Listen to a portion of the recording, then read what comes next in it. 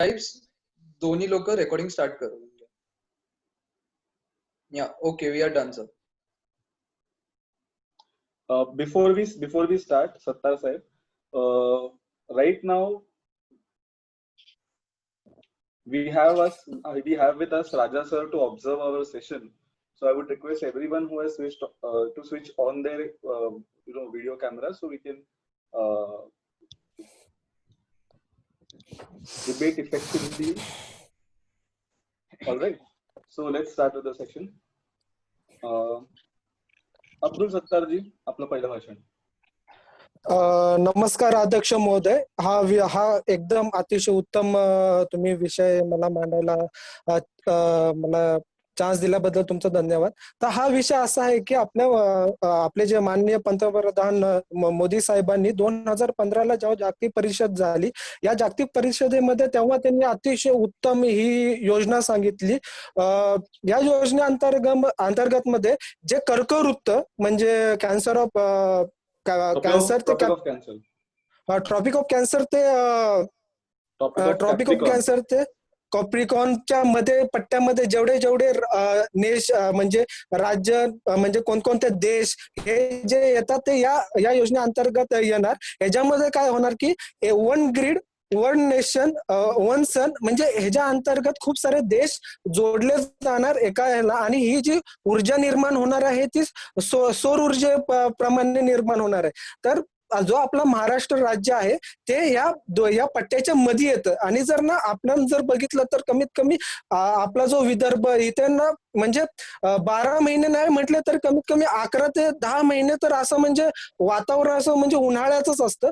आणि जर अशा शेतांमध्ये आपल्या शेतकऱ्यांना जर आपण जर काही नियोजन करून त्यांना जर यामध्ये जर त्यांच्या जमिनीवरती जर आपण सौर पॅनल जर इन्स्टॉल केले तर आपल्या शेतकऱ्यांचाच फायदा होणार आहे. आपल्याला ना त्यांना पाण्याची गरज लागणार ना कशाची. ते आणि या योजनेला ते त्यांना फक्त पैसा नाही भेटणार साहेब ते जागतिक तापमान वाढ कमी करण्यासाठी पण मदत करणार आहेत. ह्याच्यामुळे ना आपल्याला शेतकऱ्यांच्या आत्महत्येवरती लक्ष द्यायची गरज लागणार, कारण की आत्महत्या होणारच नाहीत, कारण की या सौर पॅनलची लाईफ पण चांगली असते. आणि हे पूर्ण म्हणजे मोदी साहेबांकडून नाही तर ह्याच्यासाठी खूप पैशांची आपण ऑलरेडी इन्व्हेस्टमेंट केली आहे. जर आतापर्यंत आपण 35.2 गिगावॉट 30 जून पर्यंत आपण ह्याच्यावरती ऊर्जा तयार केली आहे, वीज ऊर्जा केली. तर हा सर्वात मोठा आणि खूप चांगलं हे विजन आहे पंतप्रधानचं. तर हे आपल्या महाराष्ट्रात पण लागू करा. धन्यवाद सत्तर साहेब. याच्यावरती कोणाला काही बोलायचंय, काही सुचवायचंय?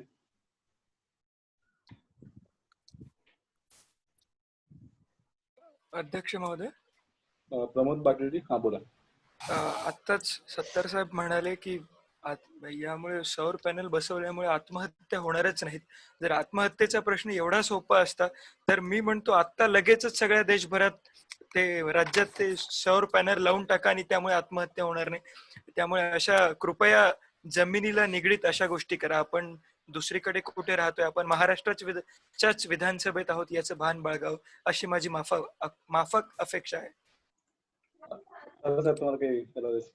हा आता पाटील साहेबांनी तर आम्हाला शिकून आहे की म्हणजे कसं भान ठेवून वक्तव्य करायचं. मी एवढंच सांगू इच्छितो की जर ही योजना जर व्यवस्थित राबवली ना तर भारतातल्या शेतकऱ्याचा यात फायदाच फायदा आहे. जे या पट्ट्यामध्ये येतात त्यामध्ये सोलर पॅनल लावले तर ती सौर ऊर्जा आपोआप तयार होणार आहे. इथे एखाद्या शेतकऱ्याला स्वतः जाऊन कष्ट नाही करायचे आणि हे जनहिताच्याच ह्याच्यासाठी आहे. पाटील साहेब, आता सत्तार साहेबांचं स्वप्न असू शकतं की महाराष्ट्र शेतकरी आत्महत्या मुक्त व्हावा, तर त्याचा मला वाटतं काही संबंध नाहीये तुमच्या साधारण चर्चेचा. पण पुढचे आमदारांना घेऊया. विनोद धिवा. हो, नमस्कार अध्यक्ष महोदय. आता इथे बरीच लोक अब्दुल साहेब म्हणाले की ही योजना जर राबवली तर खूप चांगलं होईल, पण अब्दुल साहेब या योजनेच्या फाईन डिटेल कडे बघत नाहीये. महाराष्ट्रात एखाद्या शेतकऱ्याचं अॅन्युअल इन्कम हे 77,000 रुपये आणि एक एकर मध्ये हे सोलार पॅनल लावायला 1.5 लाख ते 2 लाख रुपये लागणार आहेत. तर माझा साधा प्रश्न आहे की 2 लाख रुपये जर लागणार असतील तर ते शेतकऱ्याला झेपणार आहे का? आपण बऱ्याच सबसिडी देऊ, पण ते शेतकऱ्याला झेपणारे का हे बघा.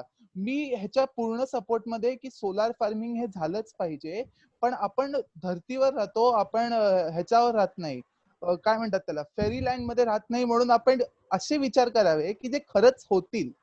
आपण उगाच हवेत बाता मारू नये, आपण जे ग्राउंड रियालिटी आहे त्याच्यावर थोडंसं हे करूया. मग त्यानंतर हे 8 ते 9 वर्ष हे सोलार पॅनल राहतील आणि 5व्या वर्षापासून या सोलार पॅनल्सचा मेंटेनन्स चालू होईल. त्या मेंटेनन्सचा खर्च शेतकऱ्यांना झेपणार आहे हॅलो. का हे मी विचारू इच्छितो. आणि त्यानंतर अजून एक, भारताला 300 दिवस ऊर्जा मिळते सूर्याची. मग जर आपल्याला ही योजना राबवायची असेल, खूप चांगल्यापैकी जर राबवायची असेल, तर आपल्याला शेतकऱ्यांना आधी ह्याच्यासाठी इंडिपेंडंट करणं खूप महत्वाचं आहे. त्यांना शेतीत आधी इंडिपेंडंट केलं, मग आपण सोलार फार्मिंग कडे जाण्याची स्वप्न बघू शकतो. मग आधी आपण शेतीत जरा कॉन्सन्ट्रेट करूया असं मला वाटतं, आणि मग सोलार फार्मिंगचा विचार करूया असं मला वाटतं. जय हिंद, जय महाराष्ट्र. धन्यवाद विनोद साहेब. याच्यावरती कोणाला काही म्हणायचं? सत्तार साहेब. अहो विनोद साहेब हे सत्तार साहेब एकच मिनिट. सत्तार साहेब सोडून कोणाला काही बोलायचं आहे का? नाही, कारण सत्तार साहेबांची फार महत्वाची कॉमेंटरी येणारच आहे, ती आपण अपेक्षा बघू शकतो त्यांच्याकडे, पण ते सोडून त्यांच्या आधी दादाजी भुसे आणि बाळासाहेब थोरात. दादाजी, तुमचा मला वाटतं संदर्भ हा मागच्या भाषणाशी आहे, याच भाषणाशी. मग बोला ना. तुमचा आवाज नाही येते दादाजी. हॅलो तुमचा आवाज नाही येत. हॅलो. हा, बोला. सत्तार साहेबांनी जो प्रस्ताव मांडला आहे सौर शेतीचा, त्याबद्दल एक पॉझिटिव्ह गोष्ट अशी की शेतकऱ्यांना जे दरवर्षी कर्ज बाजारीपणा याच्यामुळे ती मुक्तता होईलच. यामुळे जे शेतकरी स्वतःहून पुढे येतील, ज्यांना स्वतःहून भांडवल टाकायची इच्छा असेल, स्वतःहून सौर शेती करायची इच्छा असेल, त्यांच्यासाठी राज्य सरकार प्रयत्न नक्कीच करेल. मी सहमत आहे आपल्या सत्तार साहेबांसोबत. बरं, बाळासाहेब थोरात. ते विनोद भिवा साहेबांचा जो एक कन्सर्न आहे की जोपर्यंत आपण ग्राउंड लेवलला जाऊन याचा अभ्यास नाही करत तोपर्यंत ह्याचं इम्प्लिमेंटेशन कसं वर्कआउट होईल. पण विनोद भिवा साहेब, आपण एक गोष्ट समजली पाहिजे या ठिकाणी की जे आता जे वापरले जातात इलेक्ट्रिक पंप्स किंवा डिझेल पंप्स, त्याच्यामुळे एकतर खूप जास्त पोल्युशन पण होतं. दुसरी गोष्ट, त्यांचा कॉस्ट ऑफ परचेसिंग कॉस्ट जास्त असते. हा, सोलार एनर्जीची इनिशियल जी इन्व्हेस्टिंग कॉस्ट असते ती जास्त असते डिझेल पंप्स किंवा इलेक्ट्रिक पंप्सच्या कम्पॅरिझन मध्ये. पण आपण जर त्याचं रनिंग अँड मेंटेनन्स ओव्हरऑल जर कॉस्ट आपण कन्सिडरेशन मध्ये घेतली तर इलेक्ट्रिक आणि डिझेल पंप्सची कॉस्ट ही कितीतरी जास्त असते, प्लस त्यांच्यामुळे पोल्युशन होतं. बाळासाहेब, मला तुम्हाला थांबवावं लागणार आहे. हे फक्त एक संदर्भाचं छोटस 10 सेकंदाचं एक वाक्य तुमच्याकडनं अपेक्षित असतं. तिकडे दुसरं भाषण नका करू. म्हणजे हे चांगले मुद्दे आहेत, मी नाही म्हणत नाहीये, पण हे तुमच्या भाषणासाठी राखून ठेवा. म्हणजे कसं, तिकडे चांगले मुद्दे मांडतात तर इम्पॅक्ट होईल, बाकी काही सदनालाच फायदा होईल त्याचा. कारण कमेंट रेकॉर्डवरती जाईल की नाही हे मी सांगू शकत नाही, पण भाषण रेकॉर्डवरती नक्की जातं. बरोबर ना? नक्कीच. आणि मी फक्त विनोद भिवांचा एक मुद्दा घेणार आहे की ग्राउंड रियालिटी ह्याच्याबद्दल. ऍक्च्युली ग्राउंड रियालिटी बद्दल महाराष्ट्रामध्ये किंवा देशामध्ये जमिनीची वर्गवारी होते बरं, अ, ब, क, आणि त्याच्या संदर्भात वेगवेगळ्या जमिनीवरती वेगवेगळ्या पिकं लावली जातात, वेगवेगळ्या जमिनीला वेगवेगळा हमी भाव असतो, आणि वेगवेगळ्या जमिनीवरती जी पिकं लागतात, तुमच्या जमिनीवरती जी पिकं लागतात त्यानुसार तुम्हाला कर्जमाफी पण मिळते. तर कुठल्या जमिनीच्या वर्गीकरणावरती सोलार ऊर्जा आणि हे सगळं लावायचं ह्याच्याबद्दल पण थोडी जर चर्चा झाली, कारण हा महत्वाचा मुद्दा आहे, तर पुढे चर्चेत यावा, हे एवढाच मी तो संदर्भ देतो.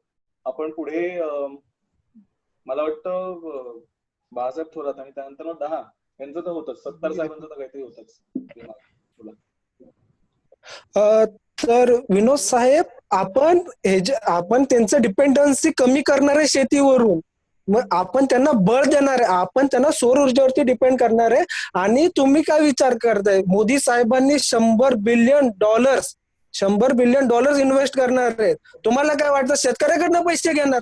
अहो, एखाद्या शेतकऱ्याला जमीन दिली तर त्याला स्वतः मोदी साहेब पैसे देतील. त्यामुळे तुम्ही विचार करून बोल. एक शेवटची मी एक देऊ शकतो का? नाही, तुम्ही रिस्पॉन्ड करा, तुम्हाला डायरेक्ट त्यांनी. ओके. मी आता इथे सत्तार साहेबांना फक्त एकच प्रश्न विचारतो. प्रश्न नाही हो, मी तुम्हाला सांगितलंय हे इरेग्युलर आहे. प्रश्न इरेग्युलर, कमेंट सांगतोय. म्हणजे आज सत्तार साहेब म्हणतायत की नरेंद्र मोदी साहेब सगळ्यांना फुकटमध्ये सोलार पॅनल लावून देतील. सगळं फुकटमध्ये करून देते. ह्याचा गव्हर्नमेंट कडून ऑर्डर कुठे आली आहे? GR पास कुठे झालाय सेंट्रल गव्हर्नमेंट कडून? हे सत्तार साहेबांचे हवेमधले तीर आहेत. हे त्यांचं खरं मध्ये काहीच झालेलं नाहीये.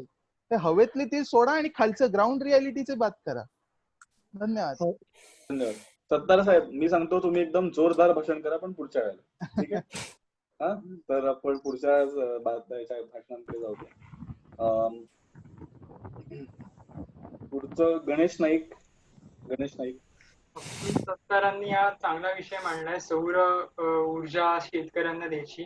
तर ह्याचे फायदे भरपूर आहेत, कारण प्रदूषण कमी होईल सौर ऊर्जा दिल्यामुळे आणि शेतकऱ्यांनाही फायदा होईल. आता विनोद विवा यांनी आपल्या भाषणात म्हटलं की सौर ऊर्जा बसवायला शेतकऱ्यांना आपण सोलार पॅनल लावायला पैसे देऊ, पण 5 वर्षानंतर काय त्याचा मेंटेनन्सचा कॉस्ट ते कसं करतील. तर मी त्यांना सांगू इच्छितो की प्रधानमंत्री कृषी उन्नतन एवं PM कुसुम या स्कीम मध्ये जे शेतकरी सोलार पॅनल्स लावून जी इलेक्ट्रिसिटी जनरेट करतील शकतात, त्याच्यातून त्यांना पैसे मिळू शकतात. तर त्यांचं जे म्हणणं होतं की मेंटेनन्स कॉस्ट कसा शेतकरी त्याचा घेऊ शकतील, तर काळजी करू नका.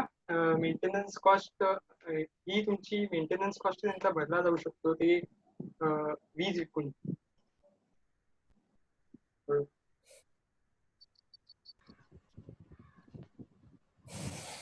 गणेशजी नाही, आपलं भाषण झालेलं आहे. हो, ठीक आहे. वर्षाजी गायकवाडांनी हात म्हणजे वरती उचललेला आहे. हा, मी गणेशजी नाईकांना विचारू इच्छितो की आम्ही सूर्यपुत्र इंटरनॅशनल अलायन्स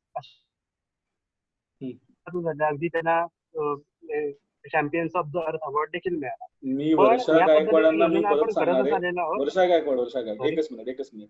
मी आणि सर्व सदस्यांना सांगणार आहे, प्रश्न इरेग्युलर आहेत, कमेंट्स रेग्युलर आहेत. तुम्ही प्रश्न टॉलरेट नाही करणार आहे. प्रश्नांसाठी प्रश्न तास दिलेला हा प्रश्न नाही. आणि नोटीस मध्ये सुद्धा तुम्ही प्रश्न मग नमूद करत असेल. नोटीस मध्ये प्रश्न नमूद केले तरच मी विचारते, नाहीतर मग तुम्ही कमेंट्सच्या ह्याच्यामध्ये तिकडे हरिभाऊ बागडे हसत असतील कुठेतरी, पण प्रश्नांच्या कमेंट्सच्या खाली प्रश्न नाही आणायचे. क्षमा करा सर, हा प्रश्न या कॅटेगरीत शक्यतो येणार नाही, कारण नाही येणार हे मला म्हणायचं आहे की जसं परवा रेवामध्ये त्यांनी सोलार प्लांट लावला 700-750 मेगावॅटचा, तर पवागौडामध्ये 2000 मेगावॅटचा ऑलरेडी चालू होता, तरी मी असा दावा केला की एशियाज लार्जेस्ट सोलार प्लांट म्हणून.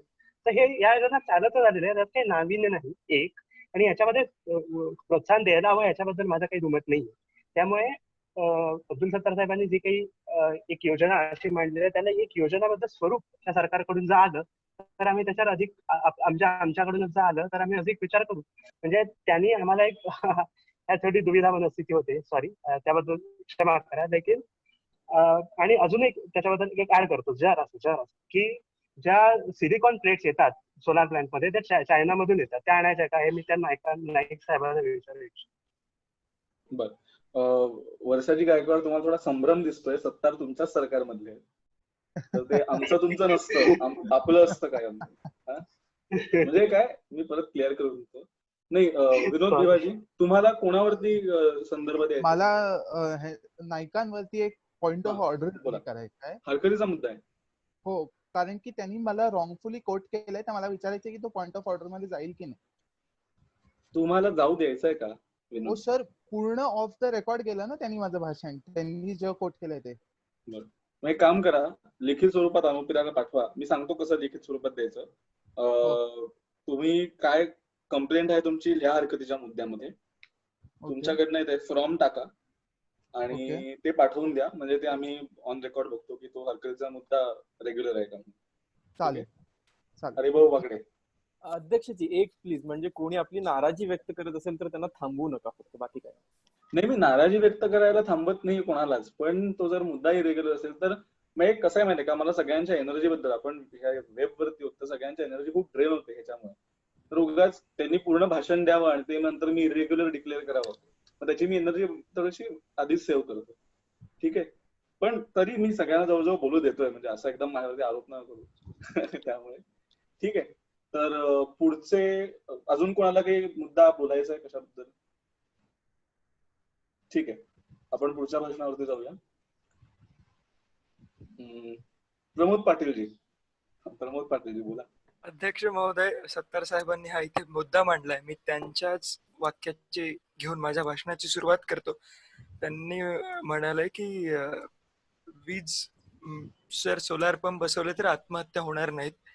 आणि मला सांगा बरं एकदा, मी सभेला विचारू इच्छितो, आजपर्यंत एका तरी शेतकऱ्यांनी महाराष्ट्रात वीज मिळाली नाही म्हणून आत्महत्या केली का? तर हे अगदी हे प्रकरण कधी झालंच नाहीये. शेतकऱ्यांना खरं तर आत्ताच 3,000 आणि 5,000 वार्षिक किंमत या दराने त्यांना वीज दिली जाते. त्यामुळे वीज मिळत नाही म्हणून एकाही शेतकऱ्यांनी महाराष्ट्रात आत्महत्या केलेली नाही. विजेच्या बाबतीत शेतकऱ्यांची परिस्थिती खरंच चांगली आहे. आता मी सौर ऊर्जेसाठी लागणाऱ्या पैशावर बोलेल. त्यासाठी खर्च एक प्रचंड प्रमाणात होतो आणि सध्याची महाराष्ट्राची परिस्थिती बघत असताना आम्ही शेतकऱ्यांना सिंचन देऊ शकलो नाही, आम्ही योग्य बियाणं देऊ शकत नाही, आम्ही त्यांना ती कीटकनाशक इत्यादी गोष्टी देऊ शकत नाही. अशा वेळी उगाच त्या सौर ऊर्जेचा बाऊ करणं चुकीचं ठरेल. मला असं वाटतं की शेतीमध्ये अनेक महत्वाच्या गोष्टी आता सौर ऊर्जा आली पाहिजे का? निश्चित आली पाहिजे. परंतु या परिस्थितीत महाराष्ट्राची परिस्थिती विचारात घेऊन सौर ऊर्जेविषयी आम्ही विचार केला पाहिजे. अच्छा, सरकारच्या 2 मोठ्या योजनांविषयी मी सांगतो. मागील वर्षी 5 कोटी वृक्ष लागवड केली. अध्यक्ष महोदय, ते लावलेले एकही झाड आम्हाला नंतर दिसलं नाही. तो उगाच झाडं लावली आणि नंतर त्याचं काय झालं मला माहित नाही. त्यानंतर एक ग्रामपंचायतींमध्ये आपल्या छोट्या छोट्या गावांमध्ये ते सोलर लॅम्प दिले होते, पण त्याच्यानंतर त्याची बॅटरी लोक चोरून घेऊन गेले. अशा प्रकारची गंभीर परिस्थिती महाराष्ट्रात आहे. यामुळे जर आम्ही सध्याच्या जास्त महत्वाच्या गोष्टी आहेत त्यांच्यावर आम्ही जास्त लक्ष दिलं तर बरं होईल. सौर ऊर्जा येईल, परंतु ती भारताच्या विकासाच्या पुढील टप्प्यात येईल. सध्या महाराष्ट्रात आम्हाला ती नको आहे. धन्यवाद.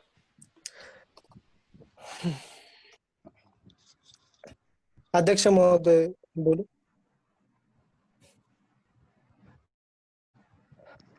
You are mute, sir.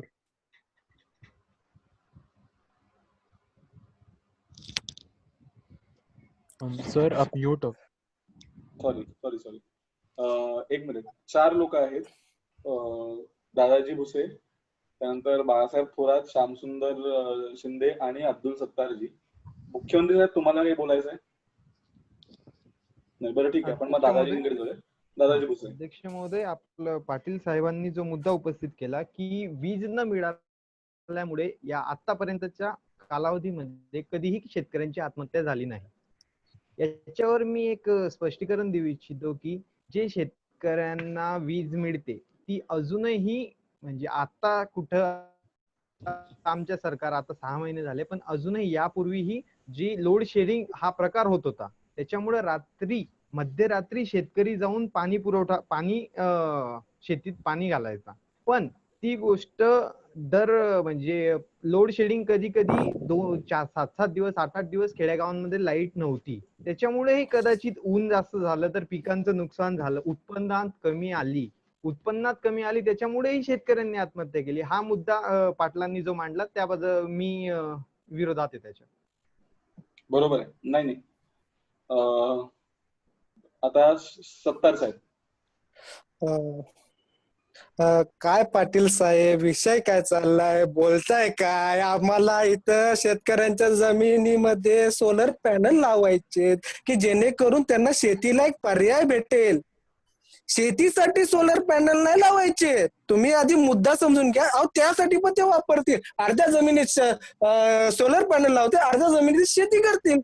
आम्हाला फक्त एक म्हणजे दुसरं सोर्स ऑफ इन्कम ज्याच्यासाठी आतापर्यंत भांडत आलो ते बोलायचं. आणि जी 5 करोड झाडांचं तुम्ही आमच्या आता बोलताय ती मागच्या वर्षी लावली आहे, तो आम्ही नाही लावली आहेत. आम्हाला पण जाऊन बघायला लागतील कुठे लावली आहेत ती. त्यामुळे मी हे बोलतो. सत्तार साहेब, मला काही प्रश्न आहेत तुमच्यासाठी. हा साहेब. साहेब, तुमचा पक्ष कुठला आहे? साहेब आता आलो. ते मी काय विचारलं आता, नंतर कधी तुमचा पक्ष कुठला आहे? शिवसेना साहेब. पक्ष मागच्या सरकारमध्ये होता की नाही? होता साहेब. बस एवढंच. ठीक आहे. बाळासाहेब थोरात. प्रमोद पाटील साहेब, आपण म्हटलात की भारताने पहिले हा डिसिजन इम्प्लिमेंट करावा आणि मग महाराष्ट्राने, आणि तुम्हाला राज्याच्या तिजोरीची खूप काळजी आहे. तर मी महसूल मंत्री या नात्याने सांगतो तुम्हाला की महाराष्ट्राने जर ही योजना अवलंबली, जसं की प्रोव्हिजन ऑलरेडी डिसाइडेड आहे, तर ही खूप एक हिस्टॉरिक डिसिजन ठरणार आहे आणि ह्या हिस्टॉरिक डिसिजनचा महाराष्ट्र एक आपण असं बोलू शकतो की इंडिया समोर एक एक्झाम्पल सेट करू शकतं. त्यामुळे तुम्ही ह्याची चिंता मुळीच करू नये. ठीक आहे. बर, श्याम सुंदर शिंदे. नमस्कार अध्यक्ष महोदय. नमस्कार. प्रमोद पाटीलजींनी जे वक्तव्य केलं ते एकदम बेताल आणि हवेत तीर मारल्यासारखं होतं. जसं काय आज सुद्धा खूप ठिकाणी वीज पुरवठा आहे हा MIDC स्पेशल इकॉनॉमिक झोनला पहिला दिला जातो आणि मग ह्या शेतकऱ्यांना मिळायला जातो. मग अशा वेळेस शेतकऱ्यांना रातोरात पंप बिम चालू करायला जावं लागतं. त्यामुळे त्यांना रात्री जंगली जनावरांची भीती असते, म्हणजे बिबट्या वगैरे याची भीती असते, कोल्यांची भीती असते. परत फेज इलेक्ट्रिकचा बरोबर नसल्या कारणाने शॉर्ट सर्किट, शॉक ह्याची सुद्धा भीती असते. पण तीच जर सौर ऊर्जा दिली आपण त्यांना शेतकऱ्यांना, तर शेतकऱ्यांना योग्य रीतीने आपलं पीकचं उत्पन्न सुद्धा काढता येईल, आपल्या पिकांना वाचवता सुद्धा येईल आणि हे जो रात्रीचा वेळ बचत करून व्यवस्थित आपलं कार्य करता येईल अशी माझी विनंती आहे. बस. धन्यवाद. प्रमोद पाटील जी काय बोलायचं आपल्याला, म्हणजे उरलंय का बोलण्यासाठी? जी अध्यक्ष महोदय. बोला. मी प्रत्येकाला त्यांच्या प्रत्येकाला नाही, 10 सेकंद देतोय मी तुम्हाला. हो अध्यक्ष महोदय, काही प्रश्न उचलले गेले MIDC आणि शेतीच्या संदर्भात. आता तो वीज वितरणाचा प्रश्न आहे, तिथे सोलार पॅनलचा काय संबंध? आणि बाळासाहेब थोरात म्हणतात आम्ही ऐतिहासिक निर्णय घेऊ. तर अध्यक्ष महोदय, आम्हाला ऐतिहासिक निर्णय नको, शेतकऱ्यांच्या जमिनीपर्यंत पोहोचणारे आम्हाला निर्णय हवेत. ऐतिहासिक निर्णय असेच येतात असेच जातात, जमिनीपर्यंत पोहोचत नाही. वेळेची मर्यादा आहे म्हणून मी थांबतो, बाकी बोलायला माझ्याकडे प्रचंड आहे. कळतंय आम्हाला. नाही, बरोबरच. ठीक आहे, आपण पुढचं भाषण घेऊया. हरिभाऊ बागडे.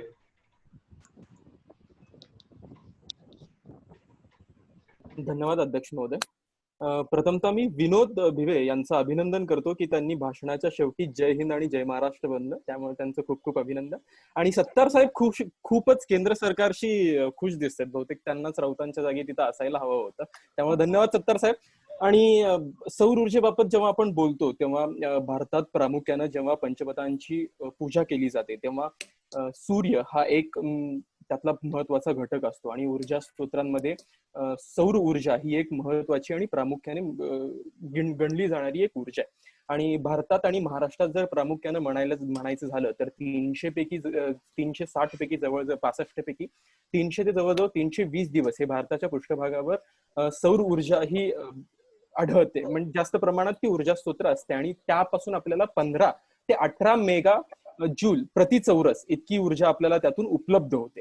त्यामुळे त्या प्रामुख्यानं ही सगळी ऊर्जा आपण शेतीकडे वळवू शकतो आणि प्रामुख्यानं शेतीकडे वळवताना कोणत्या शेत जमिनीवर या सौर ऊर्जेचा वापर केला जाते ते बघणं गरजेचं आहे, कारण सुपीक जमिनीवर ह्या गोष्टीचा थोडा उपयोग करून थोडा तोट्यात जाण्याचा जास्त प्रभाव असतो. त्यामुळे जी खार जमीन असते त्याच्यावर, जी शेवटची जमीन असते ज्याच्यावर कोणतंही पीक घेता येत नाही, अशा जमिनीवर आपण सौर ऊर्जाचे प्लांट तर लावले गेले तर त्याचा मोठ्या प्रमाणात फायदा हा शेतकऱ्याला होतो, कारण युनिटनुसार सरकार त्यांना पैसे सुद्धा देते, त्यामुळे त्यांच्या उत्पन्नात सुद्धा त्यामुळे भर होते. आणि या दोन्हीमध्ये तिथं सौर फोटो व्होल्टिक साधने आणि सौर औष्णिक ऊर्जा साधने या दोघांचा त्यामध्ये त्यांना समाविष्ट करता येतो शेतकऱ्यांना. त्यामुळे घरगुती प्रमाणांच्या वापरांपासून ते जवळजवळ एखादं अन्न शिजवण्यापर्यंत इतक्या सगळ्या गोष्टीचा वापर या सौर ऊर्जेपासून एका शेतकऱ्याला करता येतं. आणि सरकारने सुद्धा याबाबत 95% सबसिडी ही उपलब्ध करून दिली आहे सौर ऊर्जा पंपांच्या बाबतीत. आणि त्यामुळे त्यांनी अटल सौर योजना मध्ये 3 HP आणि 5 HP सुद्धा समावेश केलाय. त्यामुळे सरकारला या सगळ्या गोष्टीची काळजी आहे आणि तो ती या सगळ्या संदर्भात प्रमोट करतच आहे. धन्यवाद.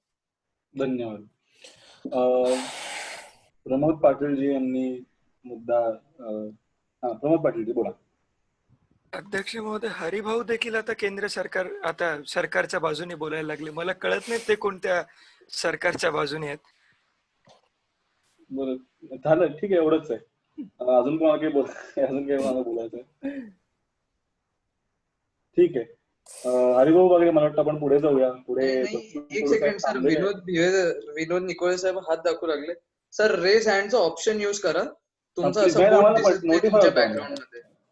मी फक्त त्या दोनच लाल झेंड्यामध्ये मागे तुमचा हात निघून गेला. मी फक्त दोनच शब्द म्हणेन की मला जसं हरिभाऊ म्हणाले की तुम्ही जय हिंद आधी म्हटलं, जय महाराष्ट्र नंतर म्हटलं, तर आम्ही जय श्रीराम म्हणण्याऐवजी जय हिंदच बोलणार आहोत नेहमी. हे लक्षात ठेवा. जय हिंद, जय महाराष्ट्र. धन्यवाद धन्यवाद. मी फारच एक product- कोट करू अध्यक्ष महोदय. नाही अहो कशाला, ठीक आहे चालेल, भाषणावरती नाहीये ना. हो हो आणि फारच प्रोडक्टिव्ह होता बरं विनोद बुवा. ठीक आहे. तर आपण पुढच्या भाषणात जाऊया. बच्चू कडू साहेब, you have the floor.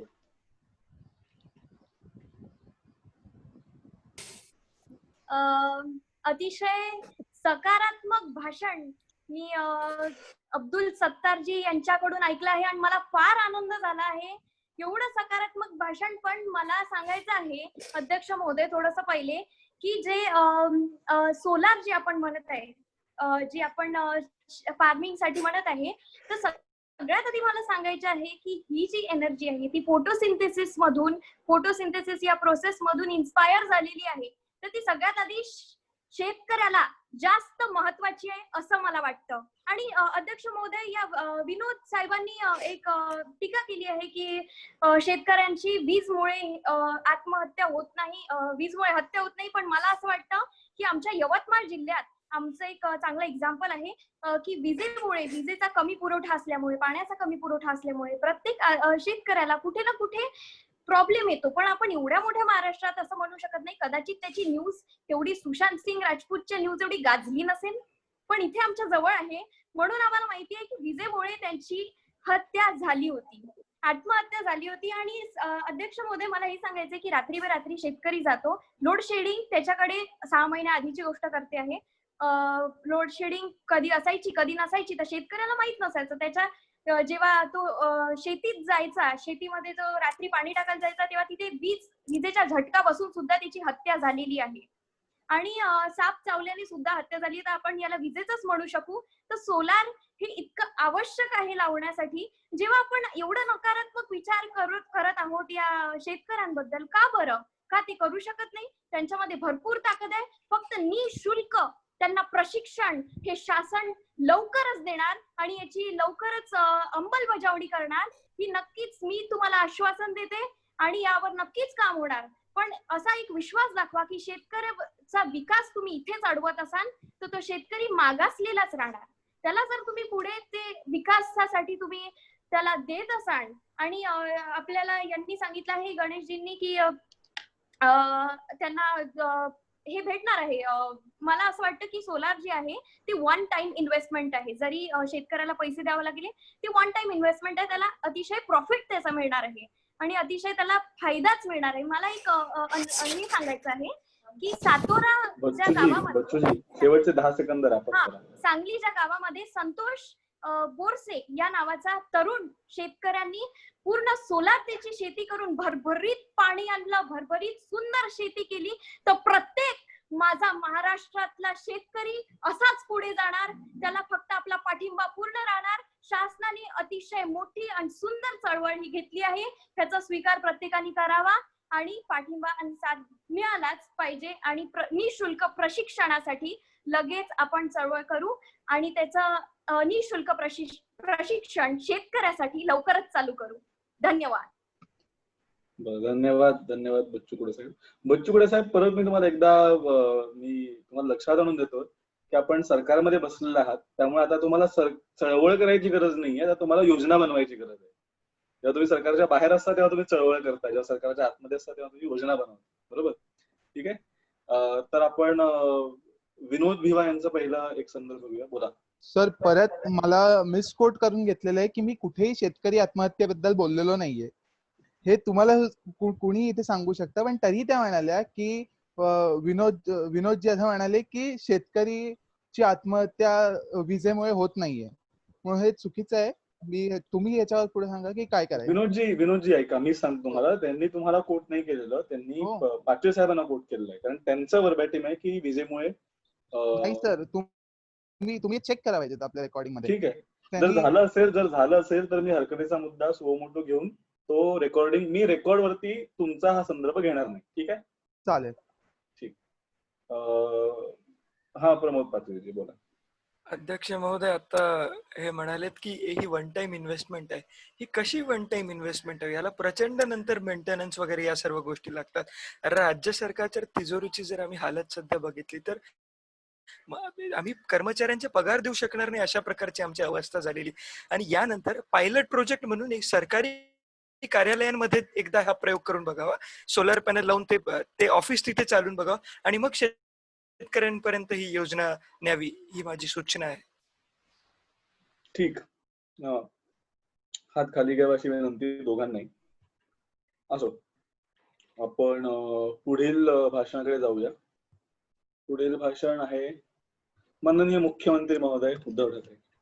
Okay, so coming to the point of the सौर कृषि पंप योजना, सबसे पहली चीज तो it has been implemented to reduce the burden on the farmers to on what they spend on irrigation pumps. Now irrigation pumps are mainly use diesel or any other fuel to operate, and that is not only detrimental to the farmers pricing, because as Pramod Patil very clearly mentioned continuously in the 0 hour how expensive diesel is. So not only are they saving on diesel, but also they're mainly saving upon they're saving the environment, because solar power is, as you know, much more cleaner than industrial power. Secondly, this is also to reduce the burden of subsidy on the commercial and industrial electricity consumers, and to basically shift the burden of subsidy onto the government, so that the government helps the beneficiaries directly.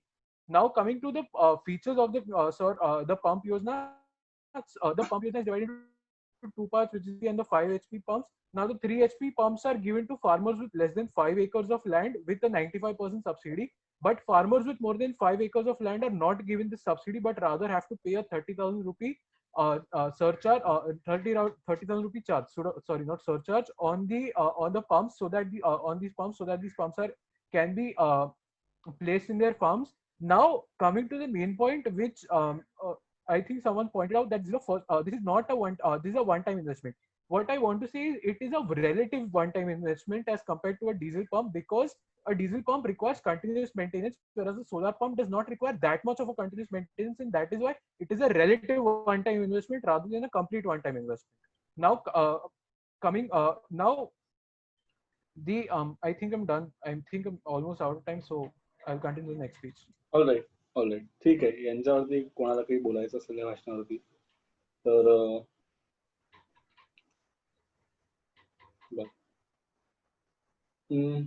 बरं, ठीक आहे. जर कोणाला काही बोलत नसेल तर आपण पुढच्या भाषणावरती डायरेक्ट जाऊया. श्री बाळासाहेब थोरात. एकच मिनिट बाळासाहेब. हा, सुरू करा. धन्यवाद अध्यक्ष महोदय. जसं मी मगाशी सांगत होतो की हे जे सोलार पंप आहे ह्याच्यामुळे आपल्याला जो डिझेल आणि इलेक्ट्रिक पंप साठी जो खूप जास्त इन्व्हेस्टमेंट लागते, initial investment plus the total maintenance cost, तर ते सोलार एनर्जीच्या केसमध्ये सेव्ह होणार आहे. प्लस अजून एक महत्वाची गोष्ट आपल्याला इथे कन्सिडर करावी लागेल, ती म्हणजे अशी की आपल्या महाराष्ट्राची जी ग्राउंड वॉटर लेवल आहे ती ड्रास्टिकली पडत आहे, म्हणजे एन्व्हायरमेंटल फॅक्टर्समुळे हे होत आहे. तर डिझेल आणि इलेक्ट्रिक पंपचं लिमिटेशन असं असतं की ते एका लेवलच्या बियॉन्ड वॉटर ड्रॉ नाही करू शकत.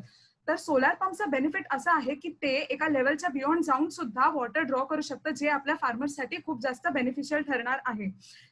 नंतर आपल्याला अजून एक गोष्ट अशी कन्सिडर करावी लागेल की ही जी आपण महाराष्ट्र मुख्यमंत्री सौर कृषी पंप योजना 2020 बद्दल बोलत आहोत, तर खूप लोकांना ह्याच्यामध्ये इन्व्हेस्टमेंट म्हणजे सोलार पंपसाठी जी इनिशियल इन्व्हेस्टमेंट लागते त्याची फार चिंता होती. तर त्याच्यासाठी असं आहे की 95% जे त्याचं अनुदान आहे ते राज्य सरकार त्याच्यामध्ये खर्च करणार आहे, आणि 5% तो जो शेतकरी असेल, जो आपला शेतकरी बांधव असेल, त्याला इन्व्हेस्ट करावा लागणार आहे. त्यामुळे हे एक बेनिफिशियल प्रोसेस आहे.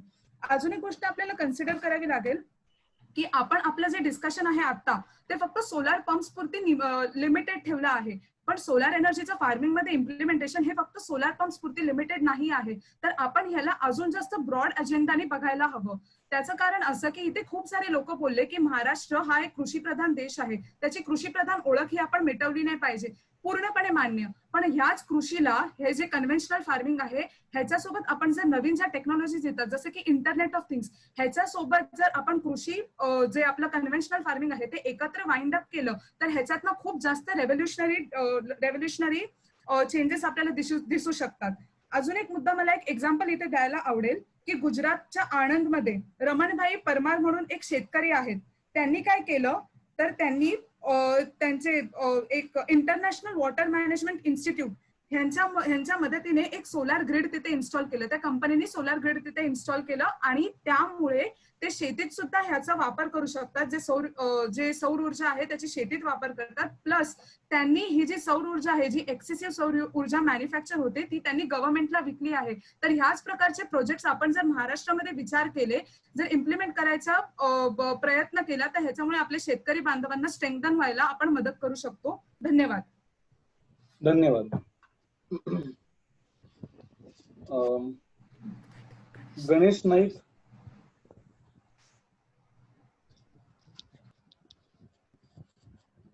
आता बाळासाहेब थोरात यांनी म्हटलं की समजा आपण अशा योजनांचा महाराष्ट्रामध्ये विचार केला तर शेतकऱ्यांचं भलं होईल. तर मग काय तुम्हाला थांबवत आहे अशा योजनांचा विचार करण्यापासून?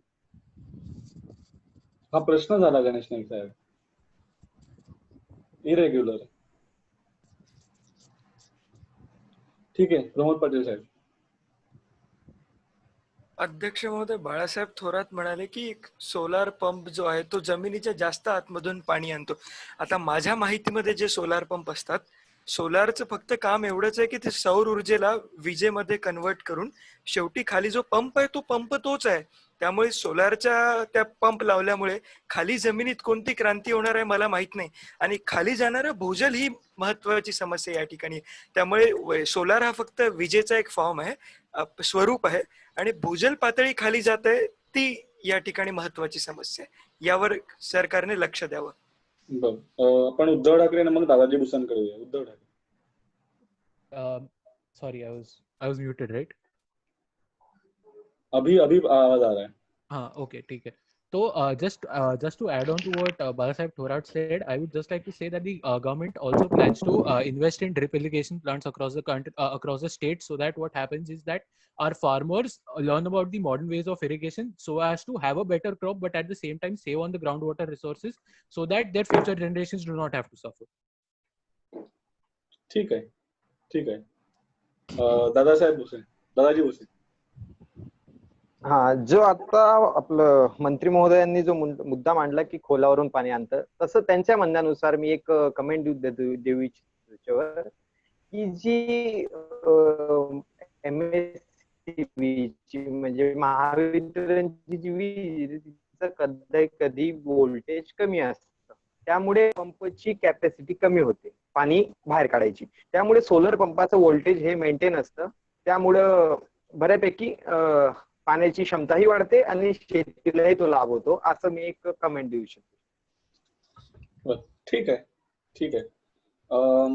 तुम्ही परत व्हिडिओ सुरू करा. मी व्हिडिओ ऑफ केला तुमचा, कारण तुमची बँडविड्थ तेवढी वाचली आणि ऑडिओ तरी आमच्यापर्यंत पोहोचतो. ओके ओके, ठीक आहे, समजलं सर. अजून कोणाला काही कमेंट करायची असेल तर मी फक्त एक एवढंच नमूद करू इच्छितो इकडे की मागच्या काही भाषणांमध्ये सत्तार साहेबांनी काही लोकांवरती कळकळून अशी टीका केली होती की मी इथे सौर शेतीबद्दल बोलतोय आणि तुम्ही सोलार पंप बद्दल बोलतोय. तर पुढची जी भाषणं आलेली आहेत त्या भाषणांमध्ये अशी टीकेची खूपच जास्त मर्यादा आणि खूपच जास्त स्कोप आहे तुमच्या. अगदी टीका कोणावरती करायची नाही हे सर्वस्वी तुमचा चॉईस आहे, बरं. पण मी तुम्हाला तर सांगतोय की तुमच्या टीकेचा स्कोप फार वाईट झालाय आता सत्तार साहेब. तर तुम्हीच सांगितलं होतं की बघा ही चर्चा फक्त सौर शेतीबद्दलची आहे, सौर पॅनल आणि शेतीमध्ये सौर ऊर्जेची नाहीये. ठीक आहे, मी तेवढंच तुमच्या लक्षात आणून देतोय, म्हणजे काय सगळ्यांनाच मदत होईल इकडे. असो, पुढच्या भाषणाकडे आपण जाऊया. सर, प्रमोद पाटील सरांच्या कमेंटला मला एक प्रतिक्रिया द्यायची असेल तर मग मी तुम्हाला सांगू, तुम्ही छान भाषण द्या पण पुढच्याला, कारण कमेंट वरती आपण प्रतिक्रिया देऊ शकत नाही. ठीक आहे. Ashok Chavan. Okay, so when we talk about solar power and farming, the first thing we need to understand is where is it being used the most. The two key areas of using solar power in agriculture is first of all irrigation, and the second one is where the farmers can sell the extra power that they get from their photovoltaic cells installed in their farms. So now what has the BJP government done so far? they have something called the PM Kusum Yojana, which integrates solar power and provides this to the farmers.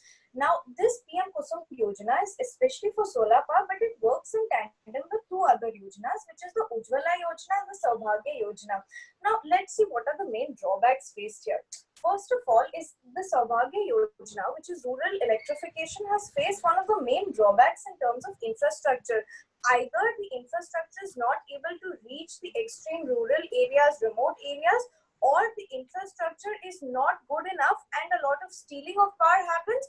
And the second issue is mainly the affordability of the electricity. Now, solar power can address the second issue, which is the affordability, because like many have mentioned before me, it is just an initial investment and the government has provided so many different kinds of pricing models in terms of auctions and subsidies. So hence it's accessible to the farmer and it's sustainable in the long run. But what we need to address is the infrastructural challenges. Now, due to Cyclone Nisarga, 1,976 villages have been affected and there have been multiple power cuts that have happened. So the solar power infrastructure that has been installed needs to be such that it can sustain the weather conditions and also it can provide electrification in times of really bad weather or events such as cyclones. There is a very good opportunity to increase employment in this kind of in solar power generation, primarily for the excessive labor that is available in the agricultural sector. Obviously, less pollution is very important, but also we need to see that solar power is very important, in terms of drought. So if farmers grow crop yields, they can use the solar power that they have, they can sell that and they can make money. So solar power does have its challenges. Even the Mukhyamantri Saur Krishi Pump Yojana, it does have a few criteria that are difficult to be fulfilled as mentioned by other members before me. But at the end of the day, if these infrastructure challenges are tackled, Ashok Rao, please, Rakesh. if these infrastructural challenges are tackled, overall solar power can be a long-term solution implemented. धन्यवाद. हरिभाऊ बागडेंची प्रतिक्रिया. बाळासाहेब थोरांची. हरिभाऊ बागडे. उज्ज्वला योजना आणि सौभाग्य योजनेबद्दल सगळे आकडे आमच्याजवळ आहेत, त्यामुळे त्याला क्रिटिसाइज करू नका. आणि त्याच्यावर आमच्याजवळ जवळजवळ इथं माझ्याकडे आकडा आहे जो 25 लाख आम्ही LED बल्ब सोलारवर दिलेले आहेत. त्याच्यामुळे त्यानुसार आम्ही ग्रामपंचायतांना वेगळे पुरस्कार देऊन पुरस्कृतही करू आहोत. त्यामुळे त्याच्यात कोणत्याही प्रकारचा प्रादुर्भाव किंवा कोणत्याही प्रकारचा त्रुटी त्या योजनेमध्ये नाहीये. बरं. Ashok Rao, just for the translation here, he's saying that we all have the numbers for all the schemes you talked about, especially Ujjwala, Saubhagya, and Kusum. So there is no need to criticize them as they are perfectly fine. Right. So you will get to reply once everyone has commented. All right. Abasat thoda.